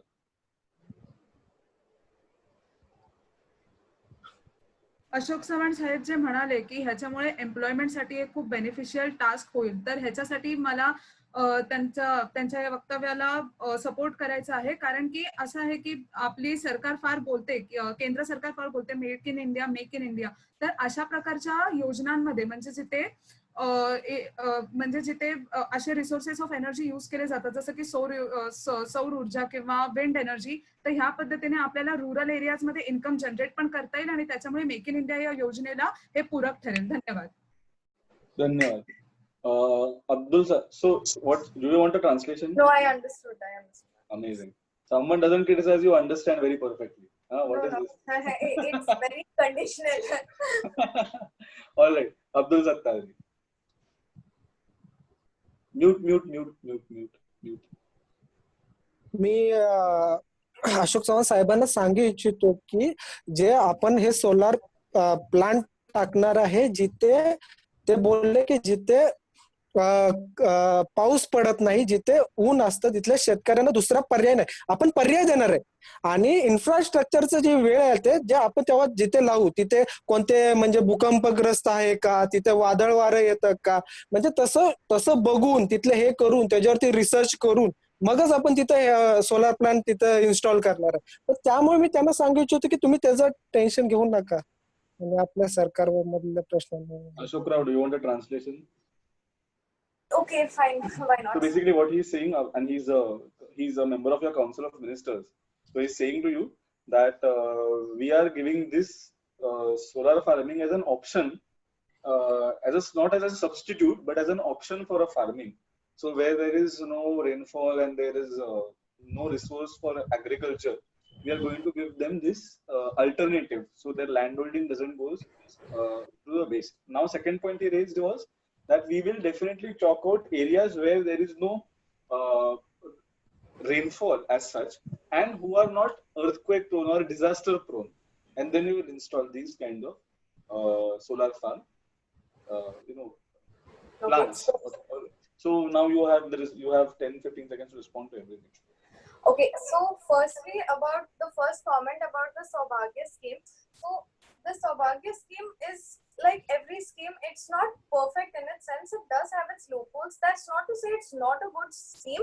But again, like many people have said, when it comes to the ground reality of implementation, it becomes a little difficult because of the actual conditions present. Now, at the PM Kusum scheme and even under the Saubhagya scheme, if we need to see the eligibility for the solar off-grid power, out of the 30 million households, only 1 million households qualify for that. And hence, I think that the scheme that we have for the pump scheme that we have for the Maharashtra state specifically would be more applicable. But again, even that scheme has its issues. One of the main issues in eligibility is the fact that it says that you require to have a continuous water supply, which becomes very difficult, especially in drought-prone areas. Like Sattar Saab mentioned, you cannot use this as an alternative. It's just an option provided to drought-prone areas. But we also need to see that because of drought, there are various crops that are failing year after year. So it's very important to sort of change this eligibility criteria, make infrastructure availability for irrigation in tandem with this solar thing. And just there's another thing that I just wanted to add on to the. We can do one provision. Please, send this in writing on the group, so your points are made clear, because there are 6 to 7 more speakers after you now. Okay. All right. So now we'll go to the next speaker. Mukta Tilak. धन्यवाद अध्यक्ष साहेब. प्रमोद पाटलांनी मगाशी जो मुद्दा मांडला त्या मुद्द्याशी मी एकदम सहमत आहे. मला असं वाटतं की कुठेतरी शेतकरी आत्महत्या हा जो आपला मूळ मुद्दा आहे, हा कुठेतरी या सगळ्या चर्चेत बाजूलाच राहत आहे. सध्याची राज्यातील शेतकऱ्याची परिस्थिती बघता, राज्यातील शेतकऱ्याची परिस्थिती इतकी बेताची आहे की सकाळी शेतात उगवलेला थोडाफार भाजीपाला जर विकला गेला नाही तर त्यांना संध्याकाळी खायला मीठ मिरची पण मिळत नाही. आणि तुम्ही विचार करताय की याच शेतकऱ्यांनी सौर शेती करावी, ज्यासाठी फक्त इनिशियल इन्व्हेस्टमेंटच 77 ते 78 हजारांनी इतकी आहे. तर हा शेतकरी जर 70 ते 80 रुपये दिवसाचे कमवले तर त्याला कुठेतरी भाजीपाला मिळते. तो 70 ते 80 हजाराचं सौर पॅनल कसं काय उभं करू शकतो? आणि दुसरा मुद्दा म्हणजे जर आपण विचार केला की जे शेतकरी श्रीमंत शेतकरी आहेत किंवा ज्या शेतकऱ्यांना ही गोष्ट परवडते त्या शेतकऱ्यांनीच फक्त या गोष्टीचा सौर शेतीचा विचार केला तर मग आहेरे आणि नाहिरे गटाची तफावत वाढत जात नाहीये का? जो शेतकरी, जो लहान शेतकरी आहे, ज्याची कर्जमाफी होत नाहीये, जो निधी तुम्ही कर्जमाफीसाठी वापरायला पाहिजे, त्यांना वेगवेगळे अनुदान देऊन त्यांना त्या गाळात गेलेल्या त्या शेतकऱ्याला वर काढण्यासाठी वापरायला हवा. तो निधी तुम्ही जर सौर शेतीसाठी वापरताय आणि जे शेतकरी ऑलरेडी वर आहेत, जे शेतकरी गाळात नाहीये, त्यांना अजून वर करताय, तर मग कुठेतरी हा लहान शेतकऱ्यांवर होणारा हा एक अन्याय आहे. 1995 साली शरद जोशी या एका इसमाने एक चळवळ उभी केली होती, जी खूप गाजली होती मला वाटतं. त्यामध्ये त्यांनी भारत वर्सेस इंडिया हा एक त्याचा केंद्रबिंदू होता. त्यामध्ये त्यांनी अर्बन फार्मर आणि ग्रामीण शेतकरी हे मुद्दे मांडले होते. तर मला वाटतं की तीच परिस्थिती कुठेतरी आजही महाराष्ट्रात बघायला मिळते आणि आज आपल्या या सत्रातही ती परिस्थिती बघायला मिळते. तर मला असं वाटतं सरकारने पहिल्यांदा त्यांच्या ताटात जे वाढलेलं आहे त्या गोष्टी संपवाव्या आणि नंतर पुढचा विचार करावा. धन्यवाद. धन्यवाद मुक्ता मॅडम. आपण वेगवेगळ्या प्रकारचे हे घेऊच या, म्हणजे प्रतिक्रिया घेऊच या, पण त्याच्या आधी मला तुम्हाला एक प्रश्न मुक्ता मॅडम, तुमचं राजकीय इन्क्लिनेशन, राजकीय पक्ष बघता, तुम्ही आहे रे आणि नाही रे या संकल्पनेत बिलीव्ह करता का? तुमचा विश्वास आहे का? म्हणजे काय तुमचा पक्ष साधारण त्या कन्सेप्ट मध्ये जास्त गुंतत नाही ना, म्हणून मी विचारतो की ते आहे रे आणि नाही रे हा एक वेगळ्या विचारसरणीचं थिअरी आहे, म्हणून मी विचारलं. हॅव्स अँड हॅव्स नॉट हे साधारण म्हणजे भारतीय जनता पार्टीचे साधारण आमदार खासदार बोलत नाही, म्हणून विचारलं. कोणी बोलताना एवढं दिसत नाही, पण मला कुठेतरी आपल्या महाराष्ट्रात ही खूप जाणवताना दिसलं, म्हणून मी थोडासा तो मुद्दा उठवायचा प्रयत्न केला.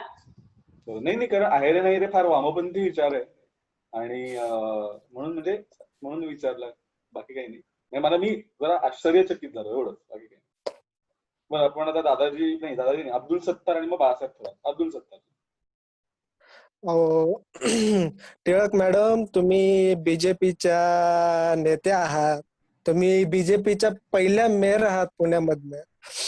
तर मी तुम्हाला सांगू इच्छितो की ही जी योजना आहे ना, ती माननीय पंतप्रधान मोदी साहेबांची, म्हणजे त्यातनं मी ही योजना अशी खेचून आणायचा मी प्रयत्न करतो. महाराष्ट्र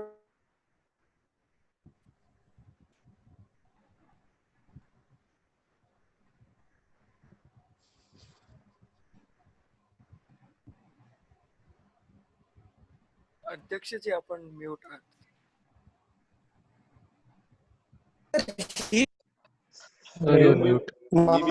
मी म्यूट असलो तरी सुद्धा आपण 17 नंतर हे देऊया. बाळासाहेब थोरात तुम्ही विचारून घ्या प्रतिक्रिया.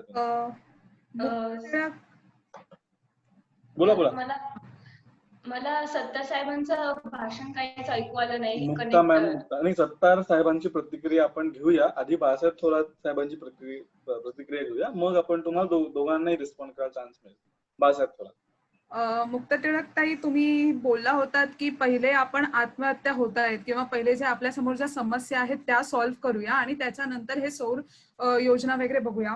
पण इथेच काही आमदारांनी, काही मान्यवरांनी हा प्रश्न उपस्थित केला होता की आत्महत्या होऊच नयेत यासाठी उपाययोजना करणं सरकारची जबाबदारी आहे. तर ही आम्ही आमची जबाबदारी पार पडतो, तर ह्याच्यात तुमचा काय नक्की प्रॉब्लेम असावा?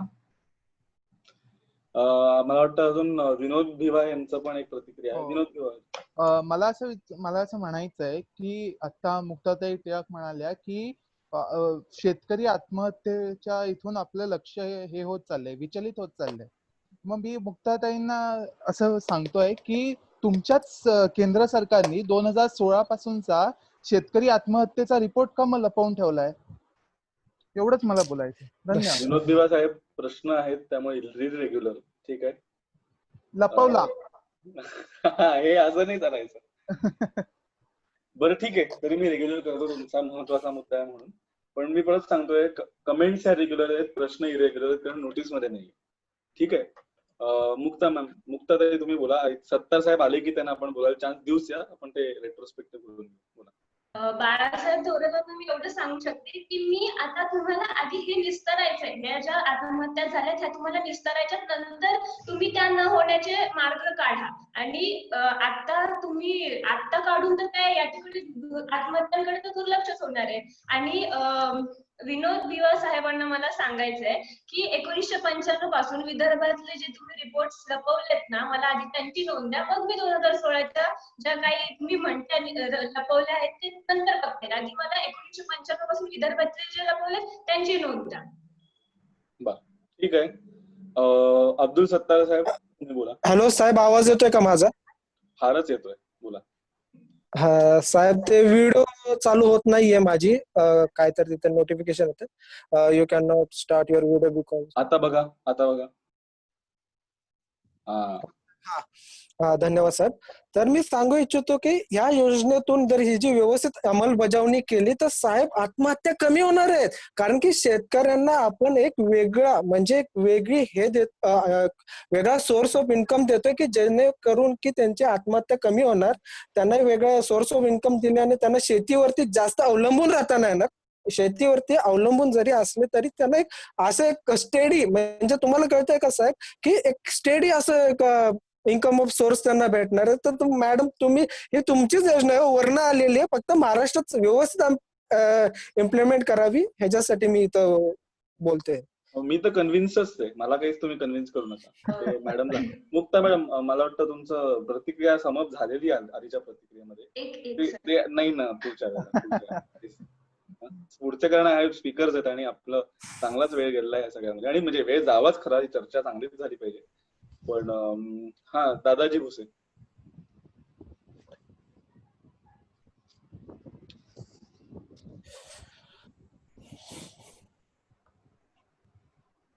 दादाजी भुसे.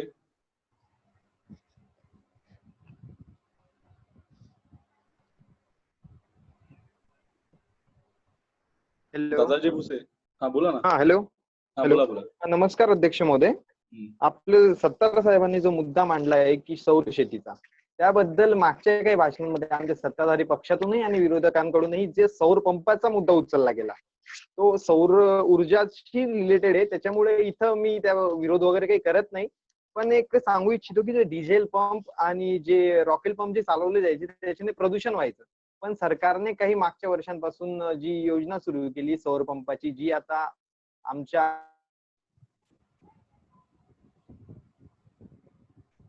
सिटी पोहोचली, तिथे सौर ऊर्जेच्या माध्यमातून सौर पंपाचं काम चालू आहे, हे मी इच्छितो. त्यानंतर एक मुद्दा असा की मागील काही भाषणांमध्ये म्हणण्यात आलं की शेतकऱ्याला शेती सोडून.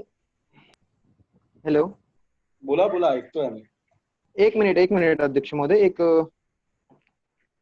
हा अध्यक्ष महोदय, मागील काही भाषणांमध्ये म्हणण्यात आलं की शेतकऱ्याला शेती सोडून सौर प्रकल्पात जावे लागले तर शेतकऱ्याची आर्थिक अडचणी त्याच्या समोर येतील. पण मंत्री महोदय सत्तार साहेबांच्या म्हणण्यानुसार जे शेतकरी या योजनेसाठी पुढे येत असतील तर त्यांनीच करावं. आणि असंही नाही की महाराष्ट्राला सोलर जी शेती त्याची ओळख नाही. सोलर पार्क चाडगाव विलेज बीड जिल्ह्यात जी आहे ती 67.2 मेगावॅट 306 एकर मध्ये पसरलेला प्रकल्प आहे. हा मागच्या सरकारच्या काळात झाला, पण त्या अगोदरही जे धुळे जिल्ह्यात आमच्या नाशिक 20 मेगावॅटचा सोलर फोटोवॅलिक पॉवर प्लांट आहे, तो 2013 मध्ये मंजूर झालाय आणि 400 एकरच्या एरियामध्ये. म्हणजे असं नाही की महाराष्ट्राला सौर शेतीचा अनुभव नाही, असं बिलकुल नाहीये. पण आता पंतप्रधानांनी जी योजना आणली आहे नवीन, त्या थ्रू जर कामं करण्यात आली तर खूपच चांगली शेतकऱ्यांसाठी आर्थिक पाठबळ भेटू शकते. धन्यवाद. जय महाराष्ट्र. जय महाराष्ट्र. दादाजी भुसे, तुम्ही व्हिडिओ सुरू करा. मी तुमचा व्हिडिओ मध्ये मध्ये पॉज केला कारण तुमचा बँडविड्थ सेम प्रॉब्लेम. बरोबर, ठीक आहे. आता याच्यावरती अध्यक्ष महोदय रेंज प्रॉब्लेम येतो थोडा. ठीक आहे. प्रमोद पाटील. अध्यक्ष महोदय, सध्या प्रमोद पाटील दुष्काळग्रस्त भागातच जाऊन बसलेत. बरं, अध्यक्ष महोदय, ज्या शेतकऱ्यांचं प्रतिनिधित्व आणि जो विषय इथे यायला हवा तशा प्रकारच्या वातावरणाची निर्मिती. पण मुद्द्यावर येत असताना आतापर्यंत मी सर्व या काँग्रेस, राष्ट्रवादी आणि शिवसेनेच्या मंत्र्यांचं देखील बघतोय. दादाजी भुसे जे स्वतः शेतकऱ्यांचा पुत्र असण्याचा दावा करतात, त्यांना केवळ शेतकऱ्यांचंच प्रदूषण दिसतंय. काही झालं की शेतकऱ्यांनी वापरलेल्या डिझेल इंजिनमुळे प्रदूषण होतं. अध्यक्ष महोदय, कारखान्यांमुळे जितक्या प्रचंड प्रमाणात धूर सोडला जातो, वायू प्रदूषण होतं, जितक्या प्रमाणात पाणी सोडलं जातं नद्यांमध्ये, ते प्रदूषण कोणालाच दिसत नाही. शेतकऱ्यांनी छोटंसं इंजिन लावलं की त्याचं प्रदूषण यांना दिसायला लागलं. हे अत्यंत चुकीचे अध्यक्ष महोदय. अशा प्रकारच्या गोष्टी मी ठरवेन. ठीक आहे. बरं, पुढचं आपण भाषण घ्या, कोणाला जर प्रतिक्रिया द्यायची नसेल तर. ठीक आहे.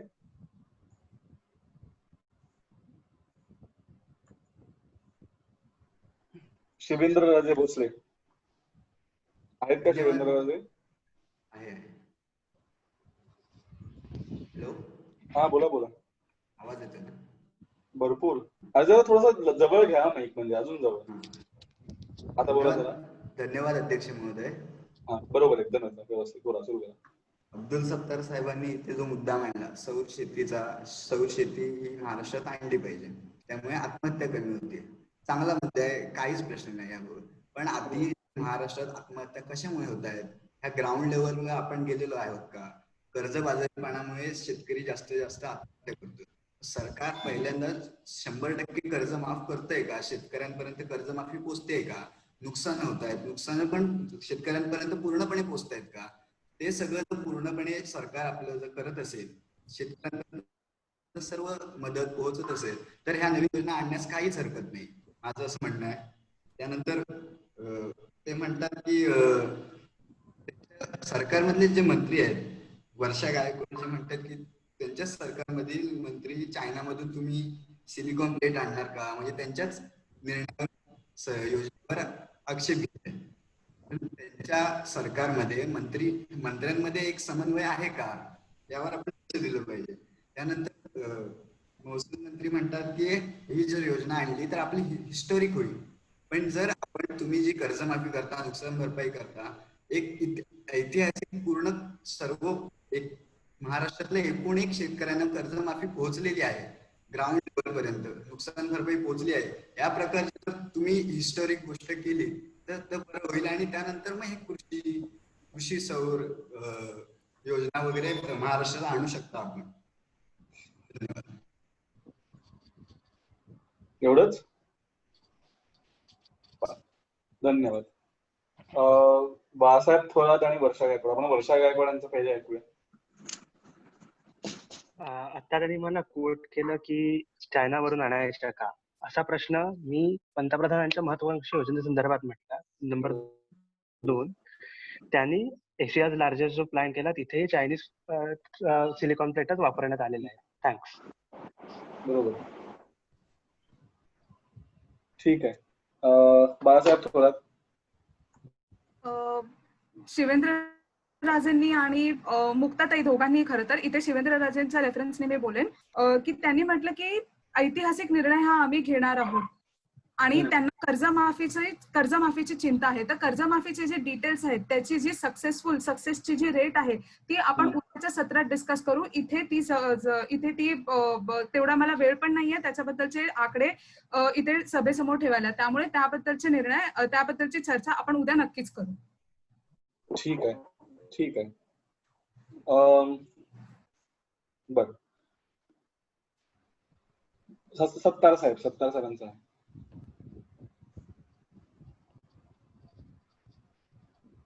सत्तार साहेब म्यूट करा. नमस्कार, धन्यवाद अध्यक्ष महोदय. त्यांनी माझा रेफरन्स घेतला म्हणून बोलतो की मागच्या वेळी जे सरकार होतं, जे म्हणजे शिवसेनेचं आणि बीजेपीचं सरकार होतं, तेव्हा जेव्हा कर्जमाफीची वेळ आली तेव्हा स्वतः उद्धव साहेब ठाकरेंनी, ज्या माननीय मुख्यमंत्री साहेबांनी सरसकट कर्जमाफीची मागणी केलेली.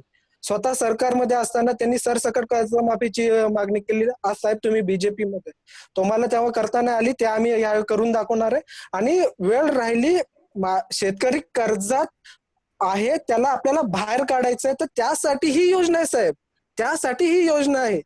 यामध्ये शेतकरी कर्जात नाही जाणार, कर्जातनं बाहेर राहणार, तो उद्योजक बनणार, त्याच्याकडे पैसा खेळता राहणार. त्यामुळे तुम्ही हे लक्षात घ्यावं साहेब. बरोबर, फार तिखट प्रतिक्रिया आलेली आहे. आपण जाऊया पुढच्या भाषणाकडे. एक कमी कोणाची? हा, शिवेंद्रराजे. हा, प्लीज रिस्पॉन्ड. अब्दुल सत्तार यांनी म्हणाले की उद्धव ठाकरे यांनी स्वतः सरकारमध्ये असून कर्जमाफीची मागणी केली, यापेक्षा अजून दुर्दैव काय असावं? अहो साहेब, तुम्ही नीट ऐकलं नाही. मागच्या सरकारमध्ये सत्तार साहेब, तर त्यांनी नाही ऐकलं तर तुमची काय चूक त्याच्यामध्ये?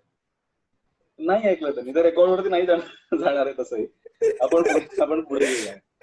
ठीक आहे, पुढचे आपण काही पटकन लवकर वेळात घेऊया, म्हणजे आपण अजून एक तरी निविदा अजून चर्चेत घेऊ शकतो. प्रशांत बंब.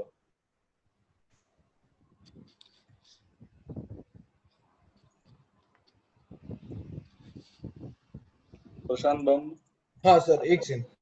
हॅलो, हा बोला ना. हा सर,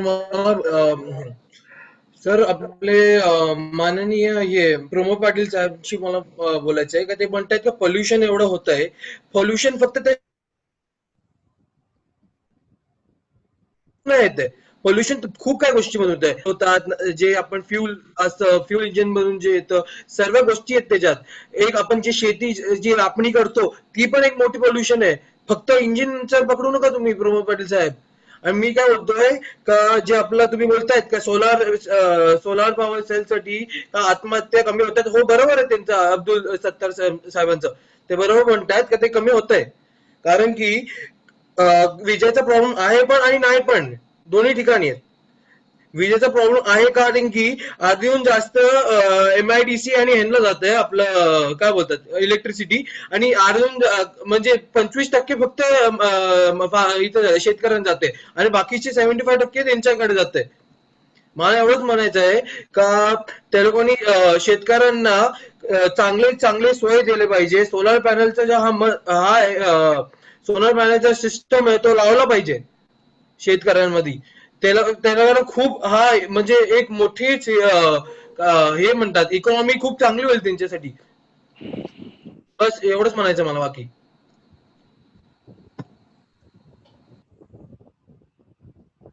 धन्यवाद. धन्यवाद बंब साहेब. एकच मिनिट.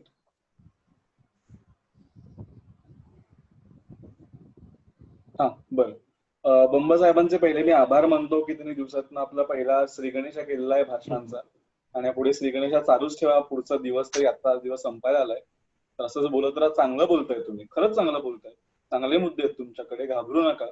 काही चुकलं वगैरे तर म्हणजे थोडे हसते लोक पण विसरून जाते, आपलं हसायचं असतं. म्हणजे आपण एक चांगल्या खेळीमेळीच्या वातावरणामध्ये चर्चा करतोय. चर्चा गंभीर आहे, बरं चर्चा गंभीर आहे, पण एकमेकांच्या गळ्यावरती जायचं नाही चर्चेमध्ये. त्यामुळे थोडेसे खेळीमेळी झाली तरी चालणार आहे, तर कोणी तुम्हाला डिस्करेज करणार नाहीये. खरंच खूप चांगलं बोललेलं आहात आणि असंच बोलत राहा, ठीक आहे. Yes sir. आता बंब साहेबांवरती तुमच्या 2 प्रतिक्रिया बघ. तुम्ही एवढा चांगला बोलले की 2 प्रतिक्रिया आल्या, ते पण प्रमोद पाटलांकडे आलेले आहेत. तुम्ही सुखावायचं का दुखावायचं हे तुमच्यावर ठरवा तुम्ही, ठीक आहे. प्रमोद पाटील प्रतिक्रिया. अध्यक्ष महोदय यांनी माझा मुद्दाच समजून घेतला नाही. माझा मुद्दा हा आहे की जेव्हा शेतकऱ्यांना एवढा त्रास होतोय, परिस्थिती गंभीर आहे, मान्य आहे, परंतु प्रदूषणाचा विषय लक्षात घेत असताना केवळ शेतकऱ्यांचंच प्रदूषण आम्ही लक्षात घेतलं तर तो मात्र त्यांच्यावर प्रचंड अन्याय होईल. आम्ही जे खातो ते शेतकऱ्यांकडूनच येतं. तिथे डोंगरामध्ये तो व्यक्ती जाऊन शेती करतो म्हणून तुम्ही मुंबईत बसून इथे खाऊ शकता. त्यामुळे कृपया त्यांच्या कष्टाची अशी अवहेलना करू नका. आणि आपण म्हणाल तो MIDCचा मुद्दा खरंच बरोबर आहे. खरा मुद्दा हा आहे की शेतीचं पाणी MIDCला जात आहे, गावाचं पाणी शहरांना जात आहे, शेतकऱ्यांची वीज या MIDCला जाते. त्या मुद्द्यांकडून भरकटून कुठे हा सौर पंपाचा मुद्दा आणला मला खरंच कळत नाही. आणि आता यावेळी मला भारतीय जनता पार्टीची पण भूमिका यावर जाणायला आवडेल की त्यांच्यामध्ये पण मला आंतरविरोध थोडा दिसून येतो. सरकारमध्ये तर आहेच, त्यामुळे त्यांनी स्पष्टीकरण द्यावं या विषयांवर. हा आपण पुढचं अजून कोणाचा होता? हा मुक्ता मॅडम, तुमची प्रतिक्रिया.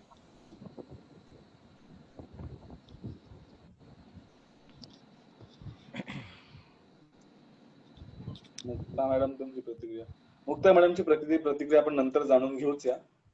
आपण पुढच्या भाषणाकडे जाऊया.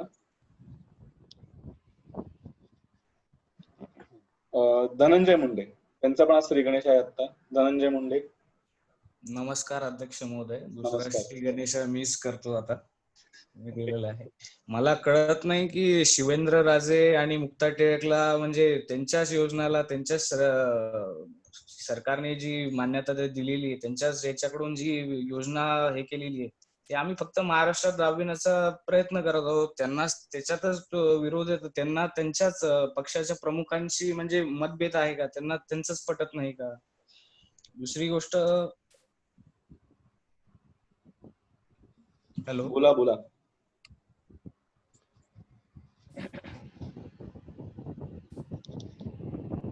हॅलो. हा धनंजय साहेब बोला. ऐकू येतो आवाज.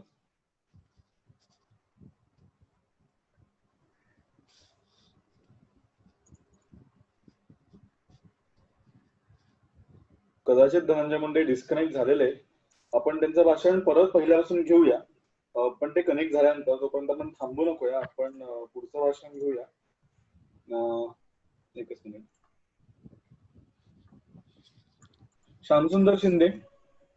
हा सर, तुम्ही सुरू करा. नमस्कार अध्यक्ष महोदय. मला हे सांगायचं आहे की आता देशाला 73 वर्ष होत आले स्वातंत्र्य मिळून. आपण बघायला गेलो तर शेतीमध्ये तंत्रज्ञान जास्त फार इंट्रोड्यूस नाही केलं आपण सरकारने. तर मला असं वाटतं की फार एक ट्रॅक्टर, हायब्रिड बिया, खतं, औषधं एवढंच आपण शेतीमध्ये हे केलेलं आहे. तर एक नवीन कुठेतरी वाटचालीकडे आपण चाललेलो आहे. पंतप्रधानांनी एक चांगला इनिशिएटिव्ह घेतलेला आहे की सौर ऊर्जेचा वापर व्हावा. आणि आपल्याला पण माहिती आहे की MIDC वगैरे या एरियातून लाईटी ही शेतकऱ्यांना पुरवल्या जात नाही. त्याच्यामुळे नाईलाजाने नेते लोकांचा ऑफिसाचा टाइम असतो 9च्या दरम्यान, अधिकाऱ्यांचा 9च्या दरम्यान. तर मग हा शेतकरीच का रात्री, शेतकऱ्यालाच का हा त्रास असतो की त्याला जाऊन रात्रीची शेती करावी लागते, रात्री जाऊन पंप चालू करावा लागतो. तर असेच आपण एक सोलार पंप आणून शेतीमध्ये थोडाफार बदल आणू, जेणेकरून शेतकऱ्यांना बरं पडेल व शेतकऱ्यांमध्ये खूपसा फायदा होऊन जाईल यांच्यामध्ये. आणि इतकंच नव्हे, जर हे पुढे हळूहळू गेलं तर कमीत कमी खर्चामध्ये जास्तीत जास्त उत्पन्न काढता येईल. ते प्रॉब्लेम येतात ते लाईटीचे प्रॉब्लेम होणार नाही शेतकऱ्यांना. इतर परत हळूहळू कटिंग मशीन म्हणजे भात कापण्यासाठी, ऊस कापण्यासाठी वगैरे असे छोट्या मशिनी सुद्धा आपण सोलार पॉवरनी करू शकतो. असं जरुरी नाही की सोलार पॅनल मोठाच पाहिजे, छोट्या पंपानी पण आपण करू शकतो. एक नॉर्मल सिंचनाचा तेवढा छोटा प्रश्न पाण्याचा मेन सुटून जाईल. हळूहळू ह्याच्यामुळे बदल येऊ शकतात शेतीमध्ये आणि शेती तंत्रज्ञानामध्ये काहीतरी नवीन पाहायला मिळेल अशी आशा करतो. जय हिंद, जय महाराष्ट्र. जय महाराष्ट्र.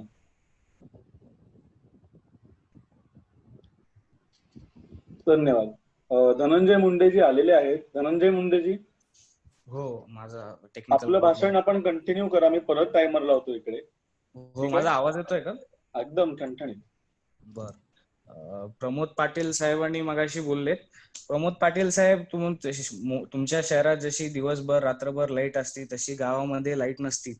शेतात पाणी द्यायसाठी रात्री लाईट लोड शेडिंगच्या कारणामुळे म्हणा की काही किंवा कोणत्या पण कारणामुळे म्हणा रात्री लाईट भेटत असते पाणी द्यायला किंवा त्याच्याला पाणी द्यायला जेव्हा शेतकरी जातो तेव्हा त्याला सापाची भीती असती. बाकी जर वाघ जंगल आजूबाजूला असलं तर वाघाची पण भीती असती. याच्यामुळे जर सौर ऊर्जेचा आपण वापर केला तर त्याला दिवसा लाईट भेटू शकते आणि दिवसा तो पाणी द्यायला त्याला दिवसा देऊ शकतो तो. दुसरं असं की बीजेपी सरकारने वाघामुळे जर मेलं तर 5 लाख त्यांच्या काळामध्ये जेव्हा राज्यात त्यांची सरकार होती त्यांनी 5 लाखाहून 7 लाखापर्यंत त्यांनी मोबदला दिला. म्हणजे जर वाघामुळे जर शेतकरी मेला तर. पण सापामुळे जर शेतकरी मेला तर काहीच नाही बीजेपी सरकारने दिलं. काय साप चावल्यामुळे काय मरत नाही का? साप काय प्राणी नाहीये का? हॅलो, हा बोला ना. आवाज येत नाही. येतोय आवाज येतोय. मला वाटतं धनंजय मुंडे परत आपण स्वतःला म्यूट करून घेतलं वाटतं. पण काहीतरी कनेक्शन प्रॉब्लेम दिसतोय. हा, मुंडे साहेब पुढे तुम्ही कंटिन्यू करा. सापाच्या मुद्द्यावरती होतो.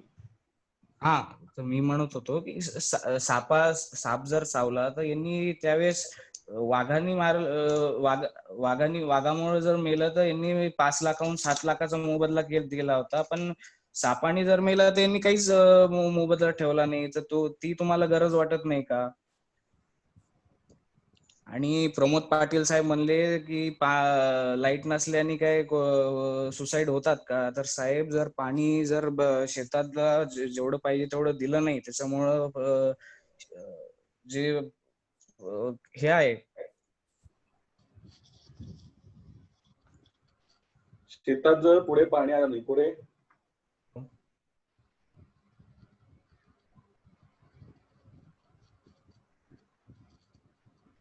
म्यूट होत नाही बोला तुम्ही. चुकून ते कनेक्शन मुळे होत झालं, परत ते म्यूट झाले. कोणी म्यूट करताय का ओसी म्हणतात? कनेक्शन मुळे म्यूट होत आहे ते. सर, टेक्निकल ग्लिच आहे ते. बाकी ओसी मधून कोणी काही नाही करत. ठीक आहे. मग एक काम करूया. धनंजयजींचं स्पीच आपण मोस्टली ऐकलेलं आहे. त्यांची वेळ तशी समाप्त झालेली आहे. आणि मला वाटतं 2 प्रतिक्रिया आहेत. आपण शिवेंद्र राजे यांच्या आणि प्रमोद पाटील यांच्या आपण असं कन्क्लूड करूया. आणि मुक्ता टिळक यांच्या पण पहिले शिवेंद्र भोसले यांना घेऊया. धन्यवाद अध्यक्ष महोदय. मी धनंजय मुंडे साहेबांना आधी शुभेच्छा देतो. आपण बोललात या सदनामध्ये, त्यानंतर त्यांनी एक मुद्दा उठवला की तुमच्या सरकारने म्हणजे केंद्रातल्या सरकारने ही योजना आणली कृषीची. बरोबर.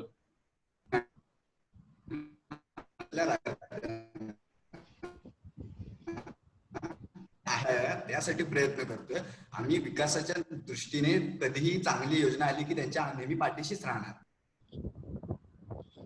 बर बर, धन्यवाद. प्रमोद पाटील साहेब.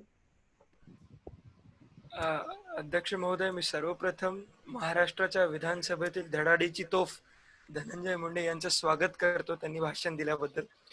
त्यांनी पहिला मुद्दा उचलला की कल्याणमध्ये भारनियमन होत नाही. मी कल्याण ग्रामीणचं प्रतिनिधित्व करतो, पण अध्यक्ष महोदय मुंबई वगळता सगळ्या महाराष्ट्रात भारनियमनाचा त्रास आहे. तो आम्हाला मान्य करायला हवा. आता ते सरकारमध्ये आहेत, आता त्यांनी अशा प्रकारची व्यवस्था करावी की भारनियमन होऊ नये. त्यामुळे तो मुद्दा मला असा वाटतो. नंतर त्यांनी वाघाची आणि सापाची समस्या दिली.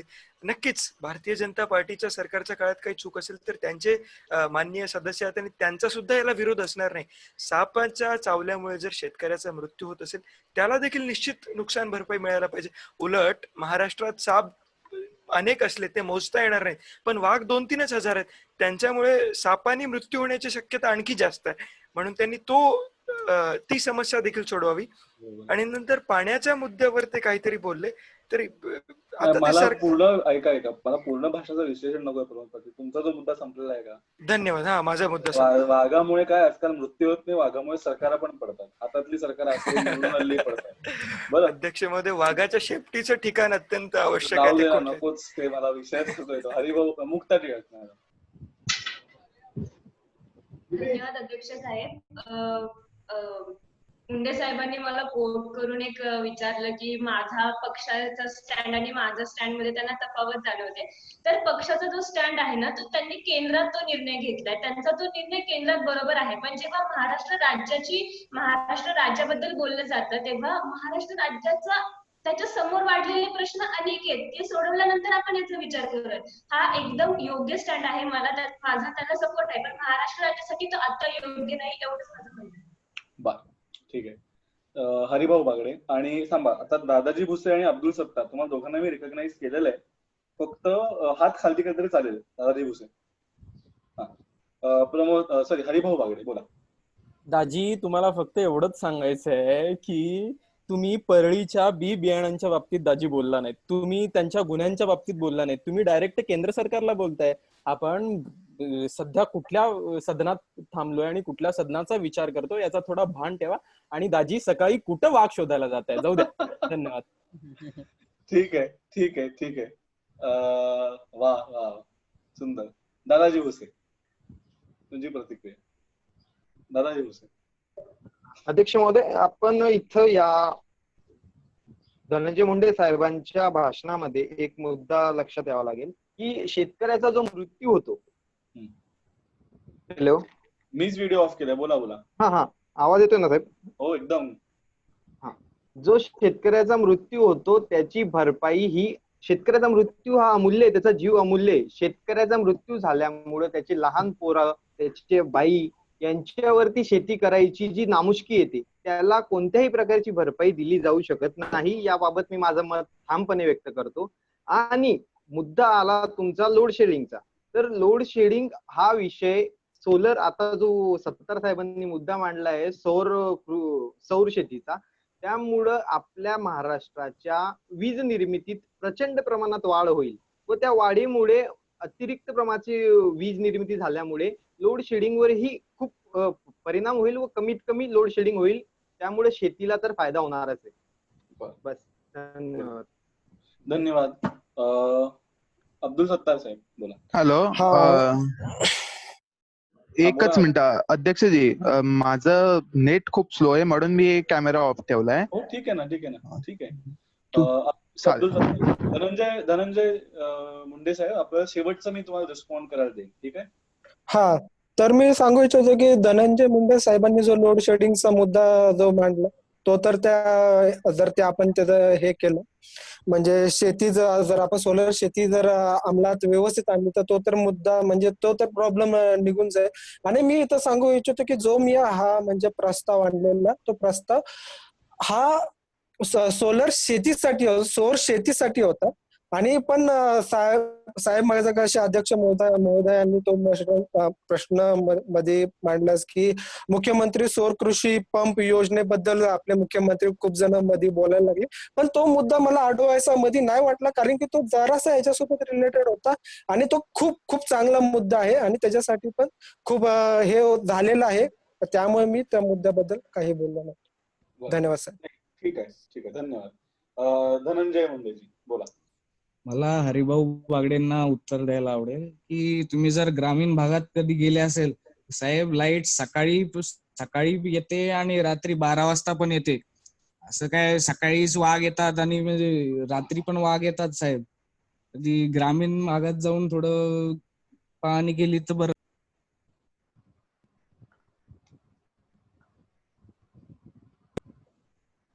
अध्यक्ष बोला महोदय बोला. छोटस हे नाही प्रमोदजी नाही, त्यांना बोलू द्या.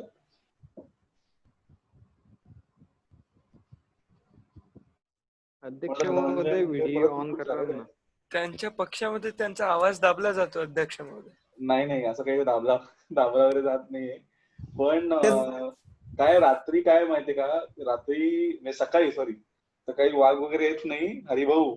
सकाळी कमळ फुलतं, कळलं का? पहाटे 6 वाजता आणि आम्ही कोणाचा आवाज दाबत नाही. ते नेटवर्कचा प्रॉब्लेम आहे. तुम्ही स्वतःच बघा. एकच आहे तुमचा काय सर सदनामध्ये मी असताना काही आवाज दाबला जात नाही. हे चर्चा संपलेली आहे. इथे रेकॉर्डिंग प्लीज थांबवा. सर हॅलो सर, एक फक्त त्याला मला फक्त एक अमेंड करायचं आहे की